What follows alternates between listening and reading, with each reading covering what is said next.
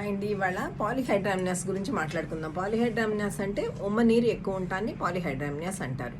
So పాలిహైడ్రామినాస్ ఎందుకు ఉంటుంది, ఈ కాజెస్ ఏంటి అంటే ఒక్కోసారి డయాబెటీస్ ఉండొచ్చు మదర్కి, దాని మూలన కూడా పాలిహైడ్రామినాస్ ఉండొచ్చు. లేదా బేబీలో ఏమైనా అనామలీస్ ఉండొచ్చు, దాని మూలన కూడా హైడ్రామినాస్ ఉండొచ్చు. బేబీలో అనామలీస్ అంటే బేబీ ఎక్కువ స్వాలో చేయకుండా, అంటే ఉమ్మనీరే స్వాలో చేస్తుంది, తర్వాత అదే యూరినేట్ చేయటం, అదంతా కూడా ఒక సైకిల్ లాగా లోపల జరుగుతూ ఉంటుంది అనమాట. దాని నుంచి న్యూట్రియంట్స్ రావటం అవన్నీ జరుగుతూ ఉంటాయి.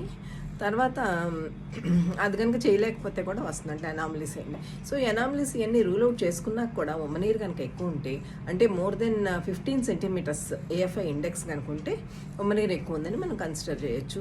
అది కనుక డెలివరీ దగ్గరగా వచ్చేసింది అనుకోండి, 9th మంత్ నుంచో లేకపోతే last of the 8th month నుంచో వచ్చింది అనుకోండి, పెద్ద మైల్డ్ హైడ్రామినాస్ అనుకో, పెద్ద పట్టించుకోకుండా కొంచెం జాగ్రత్తగా, అంటే ఫ్రీక్వెంట్ చెకప్స్ చేసుకోవడానికి రమ్మని చెప్పి చూసుకుంటా ఉంటే సరిపోతుంది.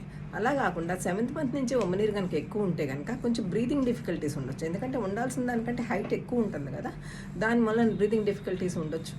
తర్వాత ఏమో ప్రీమెచ్యూర్ డెలివరీస్ కూడా అవ్వచ్చు. హెవీగా ఉండటం వల్ల యూట్రస్, అంటే బేబీ ఉమ్మనీరు అంతా ఎక్కువ హెవీగా ఉండటం వల్ల ప్రీమెచ్యూర్ డెలివరీస్ అవ్వచ్చు. ఇంకా పెద్ద కాంప్లికేషన్స్ ఏంటంటే ఉమ్మనీరు సడన్గా గష్ లాగా బయటకు పడిపోయింది అనుకోండి హెవీనెస్ మూలన, అప్పుడు అబ్రప్షన్ అవ్వచ్చు, అంటే ప్లాసెంటా కూడా మాయ కూడా సపరేట్ అవ్వచ్చు, కొన్నిసార్లు గాడ్ ప్రొలాప్స్ అవ్వచ్చు. అలాంటి కాంప్లికేషన్స్ ఉంటాయి. కాబట్టి కొంచెం ఎక్కువగా ఉమ్మనీరు ఉన్నప్పుడు 7th మంత్ నుంచి మేము జాగ్రత్తలు తీసుకోమని చెప్తాము, ఫ్రీక్వెంట్ చెకప్స్కి రమ్మని చెప్తాము.